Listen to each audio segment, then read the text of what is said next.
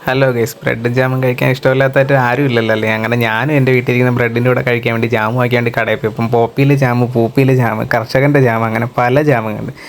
അതിലെ കണ്ടൻറ്റ് വായിച്ച് കണ്ണ് തള്ളിയപ്പോഴാണ് നമ്മളെ തൊടിയിലെ പൈനാപ്പിൾ വെച്ച് തന്നെ ഒരു ജാം ഉണ്ടാക്കിയില്ലെന്ന ഐഡിയ എനിക്ക് വന്നത്.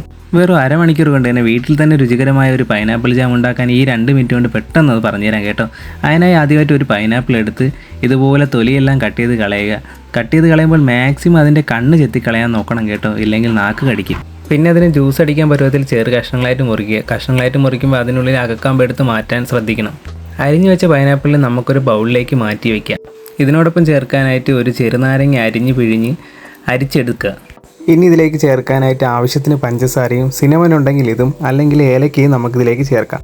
ഇത്രയും സാധനങ്ങൾ എടുത്ത് റെഡിയാക്കി വെച്ചതിന് ശേഷം നമ്മുടെ അടുത്ത പരിപാടി എന്നാൽ ഈ അരിഞ്ഞ പൈനാപ്പിൾ അടിച്ചെടുക്കുക എന്നതാണ്. ഇനി നമ്മൾ ജാറിൽ ഇത് അടിച്ചെടുക്കാം. നല്ല ജ്യൂസ് പരുവത്തിൽ വെള്ളം ചേർക്കാതെ വേണം ഇത് അടിച്ചെടുക്കാൻ. അടിച്ച പൈനാപ്പിൾ അളന്ന് വേണം നമുക്ക് പാനിലേക്ക് മാറ്റാനായിട്ട്.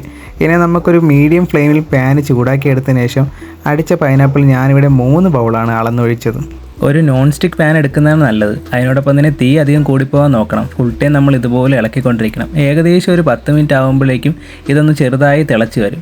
ഈ സമയത്തേക്ക് ആവശ്യത്തിന് പഞ്ചസാര ചേർക്കാം. ഞാനിവിടെ 1.5 കപ്പ് പഞ്ചസാരയാണ് എടുത്തത്. മധുരം കൂടുതൽ ആവശ്യമുള്ളവർക്ക് കൂടുതലായിട്ട് എടുക്കാം കേട്ടോ. ഇളക്കിക്കൊണ്ടിരിക്കുന്ന സമയത്ത് ഇതുപോലെ നമുക്ക് കട്ട കിട്ടിയാൽ അത് നമുക്ക് എടുത്ത് കളയാം. ഈ ചേർത്ത പഞ്ചസാര അതിനോടൊപ്പം അലിഞ്ഞ് ചേരുന്നവരെ പിന്നെയും ഇളക്കിക്കൊണ്ടിരിക്കുക.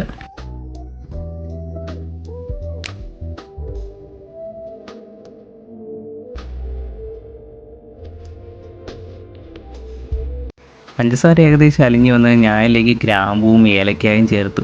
നല്ലൊരു മണവും രുചിയും കിട്ടാൻ വേണ്ടി ഇത് നന്നായി ഉപകാരപ്പെടും. പിന്നെ ഇതൊന്നുകൂടി തിളച്ച് വരുമ്പോൾ സൈഡിലുള്ള പതകളെല്ലാം കൂടെ ചേർത്ത് ഇതിനെ മിക്സ് ചെയ്ത് ഇളക്കുക.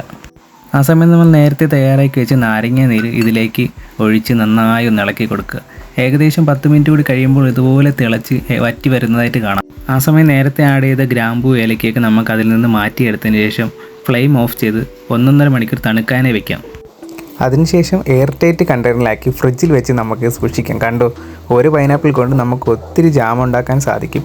അപ്പോൾ ഓക്കെ, ബൈ ബൈ, ടാറ്റ.